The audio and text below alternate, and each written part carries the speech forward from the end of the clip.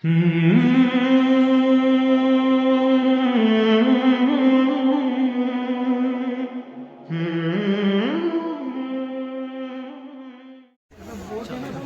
لله وكفى والسلام على عباده الذين اصطفى. ما بعد، اعوذ بالله من الشيطان الرجيم. يا ايها الذين امنوا قوا انفسكم واهليكم نارا.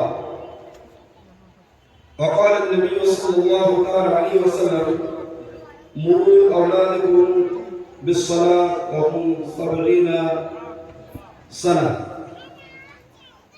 رب اشرح لي صدري ويسر لي امري واحلل عقدة من لساني يفقهوا قولي. শ্রদ্ধেয় সম্মানীয় শ্রোতা মণ্ডলী, যারা মঞ্চের সামনে রয়েছেন এবং যারা মাইকের আওয়াজ বিভিন্ন জায়গা থেকে শুনতে পাচ্ছেন, সমস্ত প্রশংসা সেই মহান আল্লাহ তাআলার জন্য, যিনি আমাদেরকে এরকম মজলিসে আসার জন্য তৌফিক দান করেছেন। তাই আমরা সকলে শরীফ বলি আলহামদুলিল্লাহ। তারপর শত শত দরুদ ও সালাম বর্ষিত সেই মহামানবের উপরে, जिनार दाराते आज আমরা সিরাতে মুস্তাকিম সিরাতুল নাজিয়া মধ্যে অন্তর্ভুক্ত হতে পেরেছি। তিনি হলেন খাতামুন নবী সাইয়্যিদুল আম্বিয়া ইমামুল মুরসালিন রাহমাতুল লিল আলামিন হযরত মুহাম্মদ মুস্তাফা সাল্লাল্লাহু তাআলা আলাইহি সাল্লাম। আমি আপনাদের সামনে যে বিষয় নিয়ে আলোচনা করব সেটা হচ্ছে খুবই গুরুত্বপূর্ণ বিষয়, যে সন্তানদের লালন পালন করার ব্যাপারে, অর্থাৎ সন্তানদেরকে সালেহ সন্তান বানানোর জন্য মাতা-পিতার কি করণীয়। আল্লাহ তাআলা কোরআনের মধ্যে সূরা তাহরিমের 6 নম্বর আয়াতে বলেন, ইয়া আইয়ুহাল্লাযীনা আমানু কু আনফুসাকুম ওয়া আহলিকুম নারা। হে ঈমানদার ব্যক্তি যারা ঈমান এনেছো, তোমরা প্রথমে আল্লাহকে এক করে বিশ্বাস করে নিজেরা জাহান্নামের আগুন থেকে বাঁচো এবং তোমাদের যে আত্মীয়-স্বজন অর্থাৎ সন্তান এবং যত রকমের আত্মীয় আছে তাদেরকেও জাহান্নামের আগুন থেকে বাঁচাবার চেষ্টা করো। জাহান্নামের আগুন থেকে বাঁচাবার চেষ্টা করার মানে হচ্ছে তাদেরকে দ্বীনের পথে আনার জন্য যত রকমের চেষ্টা তত রকম করতে হবে। তাছাড়া আল্লাহ রাসূল সাল্লাল্লাহু আলাইহি সাল্লাম মুসলিম শরীফের হাদিসের মধ্যে 1829 নম্বর হাদিসের মধ্যে বললেন, কুল্লুকুম রাঈন ওয়া কুল্লুকুম মাসউলুন আন রাইয়াতিহি। অর্থাৎ প্রত্যেকটি ব্যক্তির নিজের একটা দায়িত্ব আছে। যে ব্যক্তি মালিক, তার কর্মচারীদের উপর তার দায়িত্ব আছে। ঘরের দায়িত্ব নিজের ঘরের ফ্যামিলির উপরে যে সর্দার আছে তার দায়িত্ব আছে। ওই রকমই সন্তানদের দায়িত্ব হচ্ছে মাতা পিতা। অর্থাৎ সন্তানদেরকে সঠিক পথে নিয়ে আসা, সঠিকভাবে শিক্ষা দেওয়া, এটা সম্পূর্ণ নির্ভর করে মাতা পিতার উপরে। কারণ আল্লাহ রাসূল সাল্লাল্লাহু আলাইহি সাল্লাম বলেছেন, প্রত্যেকটি ছেলে জন্ম নেয় মুসলমান হয়ে, এবং সেই মুসলমান হওয়ার পরে তার মাতা পিতার বুঝানোর কারণে সে ইহুদি হয়, খ্রিস্টান হয় এবং মাজুসি হয়। অর্থাৎ এখান থেকে বুঝতে পারা গেল, যদি কোনো ছেলে জন্ম নেওয়ার পরে সে যদি দ্বীনের পথে না থাকে, তার জন্য সম্পূর্ণ দায়িত্বটা তার পিতা এবং তার মাতার উপরেই পড়ে। ওই জন্য আল্লাহ রাসূল যে শিক্ষা দিয়েছেন যে সর্বপ্রথম সন্তান জন্মলাভ করার পরে তাদের জন্য সুন্দর নাম বেছে নাও।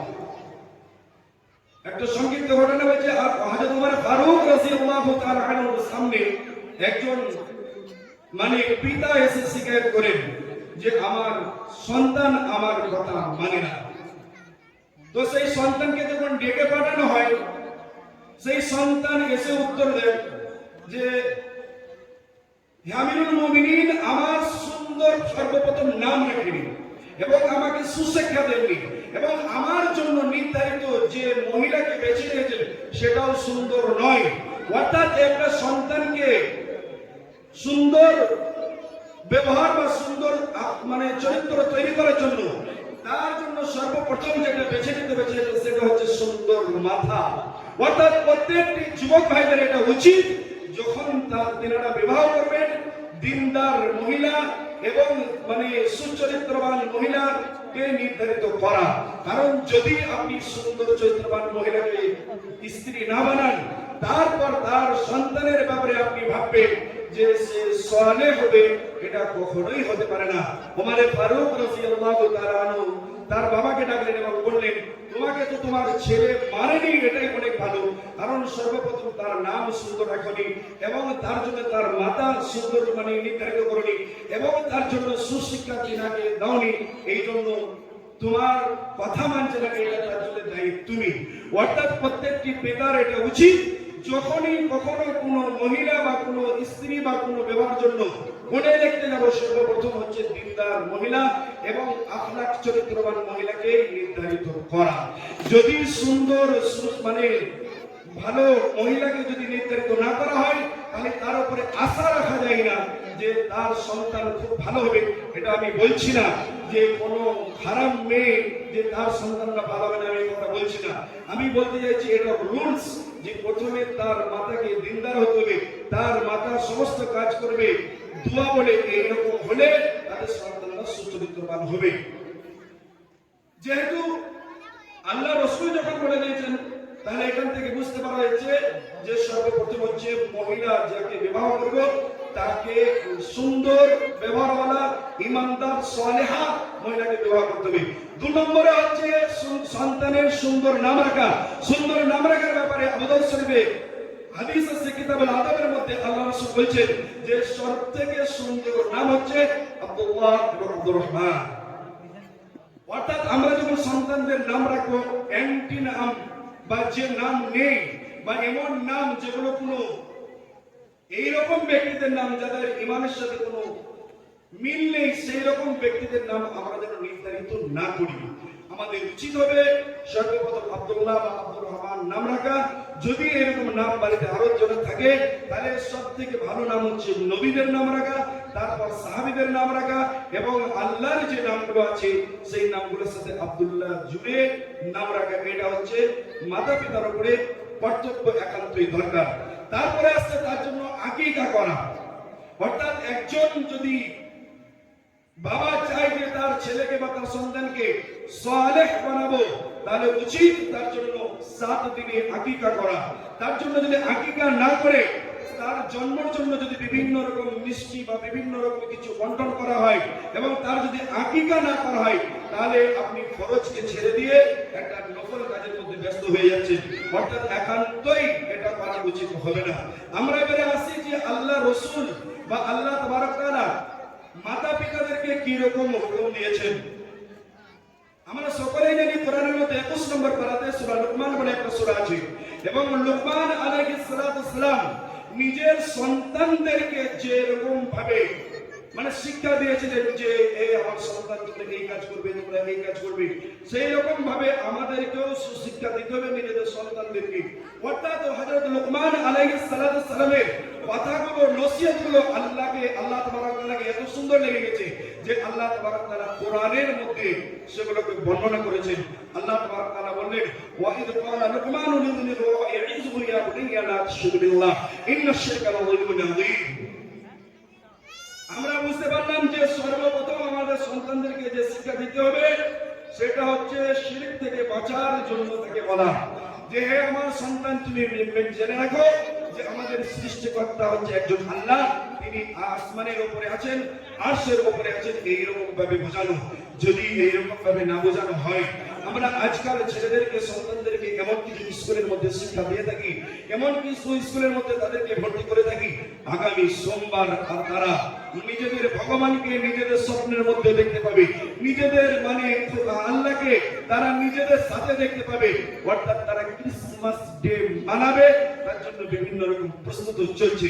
যেহেতু আমরা তাদেরকে সেই রকম জায়গাতে মানে ভর্তি করেছি এবং সেই রকম শিক্ষাতে তারা শিক্ষিত হচ্ছে, কিন্তু তাদেরকে যদি শুরু থেকে বলা হয় যে আল্লাহ বলে একজন আছেন যিনি গোটা পৃথিবীকে সৃষ্টি করেছেন এবং তিনি আসমানের উপরে আরশের উপরে আছেন এবং তিনার মতন আর কেউ নেই এবং তিনি আমাদেরকে রুজি দিয়ে থাকেন, তিনি আমাদেরকে সবকিছু করে থাকেন, এইরকম ভাবে যদি আমরা তাদেরকে ছোটবেলা থেকে শিক্ষা দিই, তাহলে অবশ্যই সেই সন্তানটা সালেহ সন্তান হবে। এরপরে লুকমান আলাইহিস সালাম বলেন, ওয়াসলাইনাল ইনসানা বিওয়ালিদাইহি হামালাতহু উম্মুহু ওয়াহানা, যে তুমি সর্বপ্রথম আল্লাহকে এক বলে বিশ্বাস করার পরে নিজের মাতা পিতার সম্মান করা শিখবে। কারণ আল্লাহ তাবারক তাআলা এখানে ছাড়াও সূরা বনী ইসরাঈলের মধ্যে আল্লাহ তাবারক তাআলা বলেছেন যে তোমরা মাতা পিতার সাথে সদ্ব্যবহার করো এবং মাতা পিতার মধ্যে যদি একজন কাউকে পেয়ে যাও তাদের খিদমত করার পরে জান্নাতি হওয়ার চেষ্টা করো। অর্থাৎ জান্নাতি যদি না হতে পারো তাহলে তোমরা বরবাদ এবং ধ্বংস হয়ে যাবে। তাহলে এখান থেকে বুঝতে পারলাম যে সূরা লুকমানের মধ্যে দ্বিতীয় কথাটা যেটা শেখানো হয়েছে সেটা হচ্ছে এই যে সন্তানদেরকে মাতা পিতার সাথে সদ্ব্যবহার করার কথা বলতে হবে। সন্তানরা তখনই নিজের মাতাকে নিজের বাবাকে সম্মান করবে যখন কোনো মাতা কোনো সন্তানের সামনে তিনার পিতার সম্মান করবে, তখনই তার সন্তানও তার বাবার সম্মান করবে। আজ কোন সন্তান তার বাবার সম্মান করে না শুধু তার মায়ের কারণে, কারণ তার মাতা তার বাবার সাথে সৎভাবে ব্যবহার করে না। স্ত্রী স্বামীর সাথে সৎ ব্যবহার না করার কারণে স্ত্রী নিজের ছেলের সামনে নিজের স্বামীকে এমন ভাবে কথা বলে তার ছেলে বুঝতে পারে যে আমার বাবার কোনো তাকত নেই বা আমার বাবার কোনো ক্ষমতা নেই। শুধুমাত্র সারা হপ্তা কাম করে আর মঙ্গলবার হপ্তা এনে পয়সা জমা করে দেয় আর সম্পূর্ণ পয়সাটা মা নিয়ে এই বিভিন্ন রকম মার্কেটিং বিভিন্ন রকম কাজ করে থাকে। এটা হচ্ছে মাতাদের অন্যায়ের কারণে সেই সন্তানের কাছে তার পিতার সম্মান কম হয়ে যায়। সেম ওই রকমই যখন কোনো মাতাকে বা কোনো মাকে তার সন্তানের সামনে পিতা গালি দেয়, মা তুলে গালি দেয়, বিভিন্ন রকম ভাষাতে গালি দিয়ে থাকে, তাকে তুই তুকারি বলে কথা বলে থাকে, তখন সেই ছেলেটারও মনের মধ্যে আঘাত লাগে যে আমার মাকে এইরকম ভাবে আমার পিতা এরকম কাজ করছে। অর্থাৎ সন্তান যদি চেঞ্জ হয়, সন্তানের যদি মাতা পিতার প্রতি ভালোবাসা না থাকে, তার জন্য এক নম্বরে দায়ী হচ্ছে মা এবং বাবা। অর্থাৎ দুজনকেই যখন কোন রকম ভাবে সংসারের মধ্যে কোনো ঝগড়া কোনো কথা কাটাকাটি হবে, খাস করে নিজেদের সন্তানের সামনে এইরকম কাজ করবে না। খাস করে আমাদের সমাজের মধ্যে এই জিনিসটা অনেক প্রচলন আছে এবং নিজের বাবা নিজের মায়ের বেইজ্জতি করে থাকে, নিজের ছেলেকে সাপোর্ট করি বা নিজের ছেলেকে সাপোর্ট করে নিজের মা নিজের বাবার বেইজ্জতি করে থাকে, যার কারণে সন্তানদের কাছে মাতা পিতার কোনো গুরুত্ব থাকছে না। অর্থাৎ তাদেরকে দিন শিক্ষা তো দেওয়া দূরের কথা, তার সাথে সাথে যে প্র্যাকটিক্যাল শিক্ষাগুলো সেগুলো আমাদের ভুল দেওয়া হচ্ছে, যার কারণে এরকম অবস্থা। এবারে ওই আয়াতের মধ্যে আল্লাহ তাবারক ওয়া তাআলা বললেন وَإِنْ جَاهَدَاكَ عَلَىٰ أَن تُشْرِكَ بِي مَا لَيْسَ لَكَ بِهِ عِلْمٌ فَلَا تُطِعْهُمَا وَصَاحِبْهُمَا فِي الدُّنْيَا مَعْرُوفًا। যে তোমার মাতা পিতা যদি তোমাদেরকে খারাপ কাজের জন্য আদেশ করে কখনো কোনো সন্তান শুনবে না। খাস করে তোমাদের ছোট বাচ্চাদেরকে বলছি, কোন পিতা যদি নিশা জাতীয় কোনো জিনিস কিনতে দেয় কখনো কিনতে যাবে না। যদি তুমি কিনো তাহলে তোমাদেরকে কাল কিয়ামতের দিন জাহান্নামের আগুনের মধ্যে নিক্ষেপ করা হবে। যে তোমার বাবার নিশা জাতীয় জিনিস কেনার জন্য তুমি দোকান থেকে কিনে এনে দিয়েছো, কোন রকম ভাবে শান্তি, কোন রকম ভাবে সিগারেট, কোন রকম ভাবে গুটখা, কোন রকম ভাবে সিগারেট, কোন রকম নিশা জাতীয় জিনিস কোন ছোট বাচ্চা ছেলে যদি নিজের বাবার জন্য কিনে এনে দিচ্ছ, তুমি তোমার বাবাকে জাহান্নামের মধ্যে ফেলছো এবং তুমি নিজেও জাহান্নামের দিকে যাচ্ছ। অর্থাৎ আল্লাহর তাবারক তাআলার কথা ওয়াইন জাহাদাকা আলা আন তুশরিকা বিহি মা লাইসা লাকা বিহি ইলম। অর্থাৎ যদি মাতা পিতা খারাপ কাজের জন্য আদেশ করে, মাতা পিতার কথা শুনতে হবে না। কথা শুনতে হবে তখনই যখন তিনি সৎ কথা বলবেন। অর্থাৎ সৎ কথা যদি না বলে আর ছোট ছোট বাচ্চাদের হাতে পয়সা ধরিয়ে দেওয়া হয়, শান্তি নিয়ে আসো, সে বুঝতে পারে এমন একটা জিনিস যে জিনিসটা আমার পিতা নাকের ঘুমাতে পারে না, এমন একটা জিনিস যে জিনিসটা পিতা খাওয়ার একান্তই প্রয়োজন। 90% ছেলে সিগারেট খাওয়ার অভ্যাস শুরু হয় নিজের বাবার সিগারেটের প্যাকেট থেকে, সিগারেট চুরি করে নিজেদের বাথরুমে খেয়ে সিগারেট খাওয়া শুরু হয় বেশিরভাগ ছেলেদের। আমার তাজরুবা আছে, আমার দেখা আছে, আমি ভালোভাবে দেখেছি যে অনেক ছেলের অভ্যাস হয়েছে নিজের পিতার সিগারেট চুরি করে খাওয়ার জন্য। অর্থাৎ আপনি ছোট থেকে নিজের ছেলের হাতে শান্তি কিনতে পাঠাবেন, নিজের ছেলের হাতে রজনীগন্ধা তুলসী কিনতে পাঠাবেন, আর ভাববেন সেই ছেলেটা বড় হওয়ার পরে আমার জন্য মৃত্যুর পরে দোয়া করবে রব্বির রহমহুমা কামা রাব্বায়ানি সগীরা। এটা কখনোই হতে পারবে না, কারণ আপনি লাগিয়েছেন গাঁজার গাছ আর আপনি আপেল খাওয়ার কি করে আশা করতে পারেন? ওই জন্য সন্তানদের দ্বারাতে কখনোই কোনো খারাপ জিনিস কিনতে পাঠাবেন না। যদিও আপনি খারাপ জিনিস খাচ্ছেন, লুকিয়ে খান, ঘরের মধ্যে খাবেন না। পয়সা দিয়েছে, শরীর দিয়েছে, রক্ত দিয়েছে, রক্তের গরম সবকিছু আছে, কিন্তু যখন জীবের মধ্যে ক্যান্সার হবে, তালুর মধ্যে ক্যান্সার হবে, চাওয়ালির মধ্যে ক্যান্সার হবে, তখন আপনি বুঝতে পারবেন বা আমরা বুঝতে পারবো যে এই যে জিনিস, এই যে রক্ত, এই যে শরীর কতটা আজ কাজে আসছে সেটা আমরা বুঝতে পারবো। আমার বিষয় ওই দিক দিয়ে নয় যে নিঃশ্বাসের জিনিস। আমার কথা হচ্ছে যে মাতা পিতা ছেলেদের দ্বারাতে খারাপ জিনিস কিনতে পাঠান, একদম কিনতে পাঠাবেন না। এর দ্বারাতে ছেলেদের মধ্যে খারাপ আসর আসে। তাদেরকে উচিত যে সবকিছু কাজ করার সময় তাদেরকে দোয়া শেখানো দরকার। আমরা আজ কি করি, যদি আমাদের সন্তানরা গান শিখতে পারে, কোনো ওয়াকেশনে বা কোনো স্কুলের স্টেজে যদি পারফরমেন্স করতে পারে, আমরা খুশি হয়। কিন্তু একজন সন্তান যদি কোরআন শেষ করে, আমি বলছি না যে এগুলো খরচ, কিন্তু তাকে উৎসাহিত করার জন্য আমরা কোন রকম ভাবে গিফটের ব্যবস্থা করি না, আমরা কোন রকম ভাবে তাদেরকে উৎসাহিত করার জন্য কোন রকম ভাবে পাড়ায় মিষ্টি বন্টন করি না। কিন্তু যদি আমাদের সন্তানরা বাংলা বা ইংলিশ মিডিয়ামে ফার্স্ট হয়ে থাকে, বিভিন্ন জায়গাতে আমরা মিষ্টি বন্টন করি বা খুব খুশি হয়, তারা বুঝতে পারে যে আমাদের কাছে দিন শিক্ষাটা কত গুরুত্ব বা স্কুলের শিক্ষাটা কত গুরুত্ব। আমরা নিজের সন্তানদেরকে ছোট থেকে সব বুঝিয়ে দিই। তারপর আল্লাহ তাবারক তাআলা ওই সূরার মধ্যেই বললেন যে আল্লাহর শক্তির ব্যাপারে নিজের সন্তানকে বলো যে হে আমার সন্তান, তুমি যেখানেই থাকো, যে রকম জায়গাতে থাকো, তুমি যদি মিথ্যা কথা বলো, তুমি যদি কারো জিনিস চুরি করো, ওয়াইন কানা মিসকালা হাববাতিন মিন খারদালিন, তো আল্লাহ তাবারক তাআলা সব জায়গা থেকে সব জিনিসগুলো দেখতে পাচ্ছে আর সব জিনিসগুলো একত্রিত করবেন। অর্থাৎ কোন রকম ভাবে কাউকে চুরি করা থেকে, বিভিন্ন রকম জিনিস থেকে, সব জিনিস থেকে মানা করতে হবে, কারণ আল্লাহ সকল সময় দেখতে পায়। তাকে এইরকম ভাবে বোঝাতে হবে, ছোট বাচ্চা ছেলেরা শুনো, আল্লাহ তাবারক তাআলা সবথেকে অন্ধকার রাত্রিরে সমুদ্রের নিচে কালো পাথরে কালো পিঁপড়ে চললেও আল্লাহ দেখতে পান, আর সেই পিঁপড়ের পায়ের আওয়াজ আল্লাহ তাবারক তাআলা শুনতে পান। এইরকম বিশ্বাস যখন একটা বাচ্চা ছেলের মনের মধ্যে আসবে, তখন সেই বাচ্চা ছেলেটা কোনো কিছু খারাপ কাজ করতে গেলে ভাববে। অর্থাৎ মানে সেই বাচ্চা ছেলেদেরকে আমাদের প্রত্যেকটি বাবার উচিত লুকমান আলাইহিস সালাতু সালামের মতন তিনাদেরকে নসিহত করা, তিনাদেরকে বোঝানো। অর্থাৎ তিনাদেরকে যদি এরকম বোঝানো হয়, তারা কখনোই কোনো জায়গাতে কোনো খারাপ কাজ করবে না। আর আমরা আজকাল বাচ্চাদেরকে মিথ্যা বলা শেখাই, যে যদি কোনো বাড়িতে বাইরের লোক ডাকতে আসে, বাচ্চাকে বলে দেই যে তুমি বলে দাও যে আমার আব্বা নেই। অর্থাৎ সে ভাবে যে এই মিথ্যা কথা বলাটা কোনো ব্যাপার না। যেমন এখনকার ছেলেরা সে মক্তবে করবে, যেখানেই করবে না কেন, এটাই জানে যে সব থেকে গুরুত্বপূর্ণ নামাজ হচ্ছে জুম্মার নামাজ। কারণ সে জানে যে প্রত্যেকটি বাবা, দাদা, ভাই সকলে জুম্মার নামাজ পড়ে। তারা এটা জানে যে এই 5 ওয়াক্ত নামাজ শুধুমাত্র বৃদ্ধ লোকদের জন্য। বিভিন্ন মক্তবের ছেলেদেরকে আমরা জিজ্ঞাসা করেছি যে তোমরা মক্তবের প্রশ্ন উত্তরে পড়ছো যে 1 ওয়াক্ত নামাজ যদি ছেড়ে দেওয়া হয় 80 বছর জাহান্নামে থাকবে, তাহলে একদিন যদি নামাজ ছেড়ে দাও তাহলে 400 বছর জাহান্নামে থাকতে হবে। ছেলেরা আশ্চর্য হয়ে যায়, এটা সত্যি কথা নাকি? কারণ তারা এটা বিশ্বাস করতে পারে না। কারণ বলতে পারে আমার আব্বা তো প্রত্যেক দিন 400 বছর জাহান্নামে যাচ্ছে, এইরকম বলে থাকে। এমনকি একটা ছেলে হিসাব করে বলছে 2800 বছর, 1 হপ্তাহে আমার আব্বা জাহান্নামে চলে গেছে। তাহলে কারণ তিনি 1 হপ্তাহে একদিনও নামাজ পড়ে না। এবং সেই ছেলেটা এই কথাও বলছে যে বুখারী শরীফের হাদিস 1142 নম্বর হাদিস, যে আমাদের ঘরের সকলের কানে শয়তান পেশাব করে দেয়।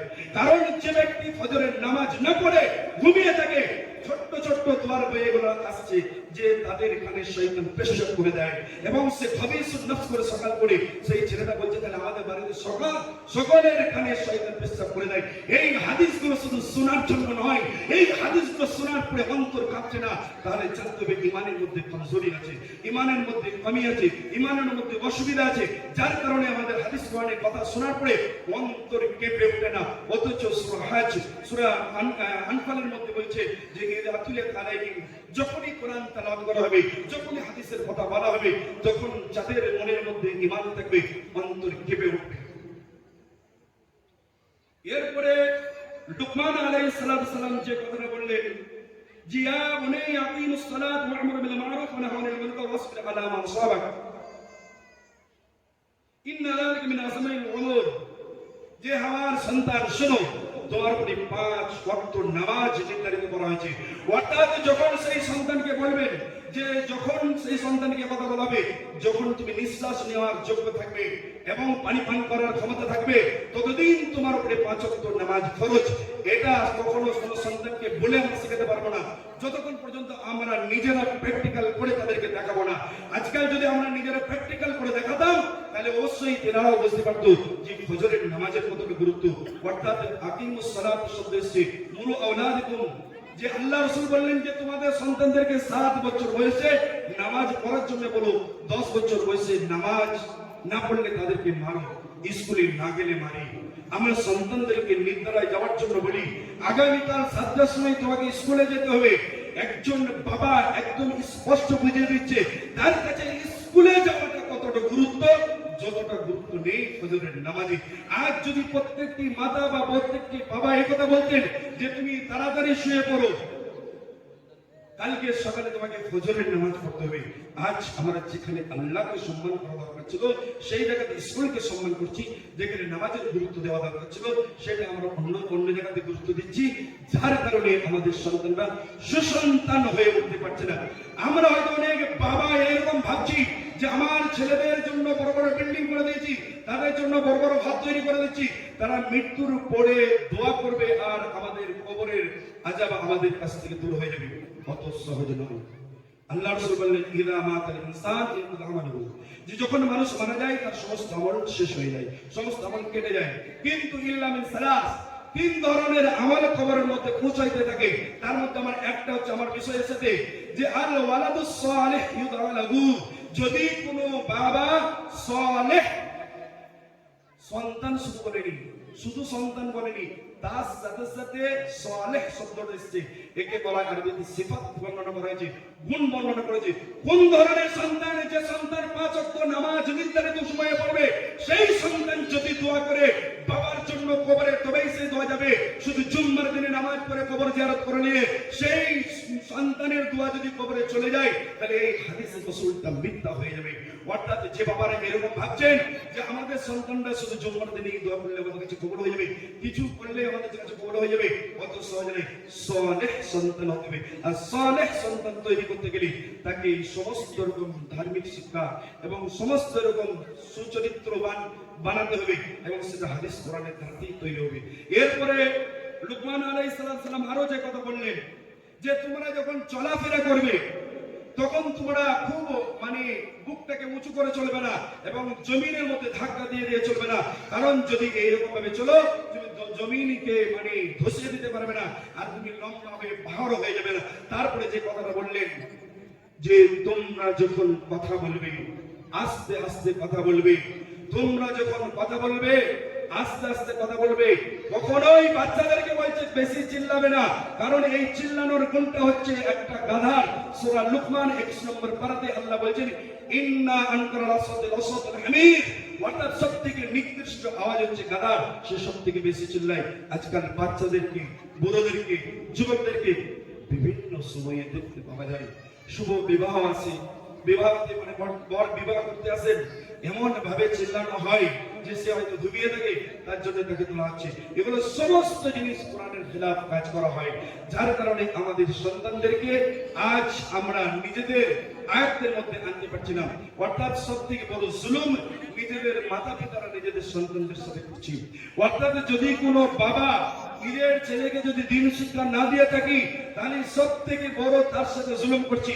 আপনি নিজের ছেলের জন্য ঘর না করে যান, নিজের ছেলের জন্য বাড়ি না করে যান, নিজের ছেলের জন্য সুন্দরভাবে ব্যবসা না করে যেতে পারে, কিন্তু তাকে যদি দিন শিক্ষা দিয়ে থাকেন, তাকে যদি এটা প্রমাণ করে, তাকে যদি এটা বুঝিয়ে থাকেন যে আল্লাহ এক, আল্লাহ ছাড়া কোনো মাবুদ নেই এবং আল্লাহ ছাড়া কারোর ইবাদত করা চলবে না, অর্থাৎ সালফে সালেহিনের মানহাজ যদি তাকে শিক্ষা দিয়ে থাকেন এবং শিরক থেকে তাকে যদি বাঁচিয়ে থাকেন, তাহলে অবশ্যই তার হক দেওয়া হবে, তবেই তাকে জাহান্নামের আগুন থেকে বাঁচানো যাবে। এরপর অনেক বক্তা যাদের বক্তব্য শুনবেন, খাস করে আমি সমস্ত সাধারণ মা বোন এবং বাপ ভাইদের কাছে অনুরোধ করব, নিজেদের ছেলেদেরকে দিন শিক্ষার জন্য যতটুকু অর্থ ব্যয় করার চেষ্টা করুন। শুধুমাত্র ফ্রিতে কখনো কোনো কাজ হবে না, ওই জন্য তাদেরকে উৎসাহ করতে হবে। যদি সে একটা দোয়া শোনাতে পারে তাহলে তাকে গিফট দিতে হবে। আর যে জিনিসটা করবেন না সেটা হচ্ছে কোন রকমের, যদি নিজের বাপ হন অন্তর থেকে নিজের ছেলেকে কোনো নেশা জাতীয় জিনিস কিনতে দেবেন না, কখনো কোনো রকম ভাবে সিগারেট পান পারাক যা কিছু এই ধরনের জিনিস কিনতে দেবেন না। নিজের সন্তানের সামনে তার মার সাথে ঝগড়া করবেন না, নিজের সন্তানের সামনে তার বাবার সাথে কোনো মা ঝগড়া করবেন না। এই 3-4টে জিনিস যদি মেনে নেন, দেখবেন সন্তানরা আপনাদের সম্মান করবে আর সন্তানরা সুশিক্ষার দিক দিয়ে যাবে। আর সব থেকে প্রথম জিনিস, নিজেরা আমরা আমল করার চেষ্টা করি, ইনশাআল্লাহ আজিজ আমাদের সন্তানরাও আমল করতে শুরু করবে। এলাল আলামিন প্রত্যেকটি ব্যক্তি যারা এই মাইকের আওয়াজ শুনতে পাচ্ছে, আল্লাহ প্রত্যেকটি ব্যক্তিকে তুমি তওবা করার তৌফিক দান করো। আজ থেকে এশার নামাজ নির্ধারিত সময় পড়ার তুমি তৌফিক দান করো। ইলাল আলামিন আমরা নামাজ থেকে অনেক দূরে চলে যাচ্ছি, নামাজ থেকে আমাদের দূরে চলে যাওয়ার কারণে আজ আমাদের উপরে এরকম অত্যাচার জুলুম হচ্ছে। আল্লাহ আমাদের প্রত্যেকটি মুসলমান ভাই যারা এখনো পর্যন্ত নিঃশ্বাস নিতে পারছে, তাদেরকে নামাজ পড়ার তুমি তৌফিক দান করো এবং প্রত্যেকটি বাবা মাকে নিজেদের ছেলেদেরকে সুশিক্ষা দেওয়ার জন্য তৌফিক দান করো। আমিন। ওয়া আখিরু দাওয়ানা আলহামদুলিল্লাহি রাব্বিল আলামিন। আসসালামু আলাইকুম ওয়া রাহমাতুল্লাহি ওয়া বারাকাতুহু।